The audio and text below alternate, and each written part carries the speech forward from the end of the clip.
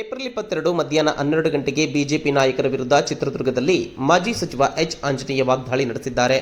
Mister Yediyurappa, ಬಜೆಟ್ನಲ್ಲಿ 5,300 ಕೋಟಿ ರೂಪಾಯಿ ಘೋಷಣೆ ಮಾಡಿದ್ರಿ, ಆದರೆ ಹಣ ಮಾತ್ರ ಯಾಕೆ ಬಿಡುಗಡೆಯಾಗಿಲ್ಲ?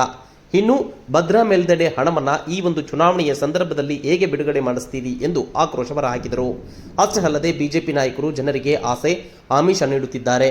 ಹಣ ಬಿಡುಗಡೆ ಮಾಡಿಸಿ ಹೇಳಿ, ಮಾನ ಮರ್ಯಾದೆ ಗೌರವಿರುತ್ತದೆ ಎಂದು ತಿಳಿಸಿದರು.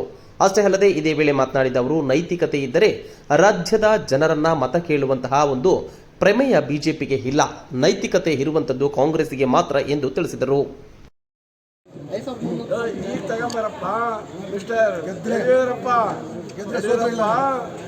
ಈಗ ಬಡ್ಜೆಟ್ನಲ್ಲಿ ಬಂದದ್ದೇ ನೀವು ಕೊಟ್ಟಿಲ್ಲ, ಗೆದ್ದ ಮೇಲೆ ಅದು ಒಂದು ನಮೂನೆ ಆಸೆ ಅಮಿಷ ಗೊತ್ತಾಯ್ತಾ? ಜನರಿಗೆ ಮೋಸ ಮಾಡೋದು. ಈಗ ಹೇಳ್ರಿ, ನೀವು ತಂದೇನಾದ್ರು ಕೇಳಿದ್ರೆ ಮಾನ ಮರ್ಯಾದೆ ಗೌರವ ಬೆಲೆ ಅನ್ನೋದು ಇರ್ತಾ ಇತ್ತು. ಈ ಮಾನ ಮರ್ಯಾದೆ ಗೌರವ ಬೆಲೆ ಗಿಲೆ ಯಾವುದೇ ನೈತಿಕತೆನೇ ಇಲ್ಲ. ಓದ್ಕೊಳ್ಳೋಕ್ಕೆ ನೈತಿಕತೆ ಇರೋದು ಕಾಂಗ್ರೆಸ್ನವ್ರಿಗೆ. ನಾವು ಉಪಕಾರ ಮಾಡಿದ್ರೆ ಕೇಳ್ತೇವೆ. ದೇಶ ಸ್ವಾತಂತ್ರ್ಯ ಕೊಟ್ಟವರು, ದೇಶ ಕಟ್ಟಿದವರು ನಾವು ಕಾಂಗ್ರೆಸ್ಸಿಗರು. ಅದರಿಂದ ನಮಗೆ ಮತ ಕೇಳುವಂಥ ನೈತಿಕತೆ ಇದೆ. ನಾವೇ ಇಲ್ಲಿ ಗೆಲ್ತೀವಿ, ನಾವೇ ಈ ದೇಶನ ಆಳ್ತೀವಿ. ಸರ್, ಯಾರೇ ಏನೇ ವಿಷಯ ಕೊಟ್ಟರು ಕೂಡ ಈ ದೇಶದಲ್ಲಿ ವಾಸಿಸುವ ಯಾವುದೇ ಧರ್ಮ ಏನಿರಲಿ ಅವ್ರ ದೇಶ ಅವ್ರು ನಮ್ಮ ಜೊತೆಗೆ ಬದುಕ್ತಾರೆ, ನಮ್ಮ ಜೊತೆಗೆ ಅವರು ಸಾಯ್ತಾರೆ. ಗೊತ್ತಾಯ್ತಾ? ಅವರು ಕೂಡ ಸ್ವತಂತ್ರ ಚಳವಳಿಯಲ್ಲಿ ಈ ದೇಶ ಬ್ರಿಟಿಷರ ಆಳ್ವಿಕೆಯ ಗುಲಾಮಗಿರಿಯಲ್ಲಿತ್ತು.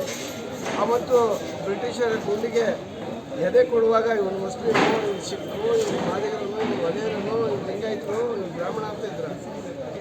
ಹೆಚ್ಚು ಬಲಿದಾನ ಆಗಿರೋದು ಮುಸ್ಲಿಮರು. ಬ್ರಿಟಿಷ್ನವ್ರು ಓಡಿಸುವಾಗ ಹೋಗಿ ಇಂಡಿಯಾ ಗೇಟ್ ಹತ್ರ ದಾಖಲೆ ಇದೆ, ಓದೋಗ್ತಾರೆ ಮೋದಿ.